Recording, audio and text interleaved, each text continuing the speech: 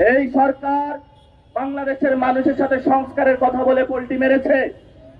এই সংস্কার বলেছিল বিচার হবে আওয়ামী লীগের, তারা আইবি রহমানকে মুক্তি দিয়েছে।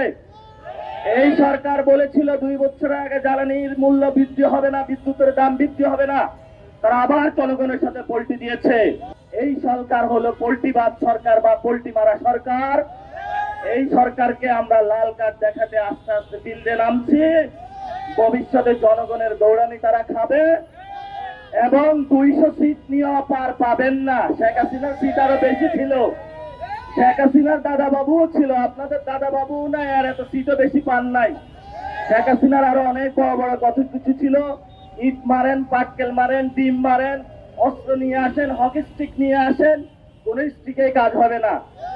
বাংলাদেশের মানুষ এখন তো গলায় ছুরি বসাইছেন, মাঠে এখন নামবে। দ্রুত এই সিদ্ধান্ত প্রত্যাহার করুন, বাংলাদেশের মানুষের পক্ষে থাকুন। একটু কথা বেশি বাড়িয়ে বললাম, কারণ প্রচন্ড রাগে ক্ষোভে আছি। বাসায় যেয়ে ঘুমাইতে পারি না, বিদ্যুৎ নাই, গ্রামে দেখে গিয়েছি। আবারই হলো পাম্পে যায় হলো তেলের দাম বৃদ্ধি, অক্সিজেনের দাম বৃদ্ধি, আবারই এখন বিদ্যুতের দাম বৃদ্ধি, এলপিজি গ্যাসের দাম বৃদ্ধি, বাজারে যা নিত্য পণ্যের দাম বৃদ্ধি। তো আমরা যাবোটা কোথায় মাননীয় সরকার সাহেব? ধৈর্যের একটা সীমা আছে, সরকার হলো ধৈর্যের সীমার উপরে চলে যাচ্ছে সরকার। লেভেল নামিয়ে আসুন, বেশি বাড়াবাড়ি উড়া ভালো না।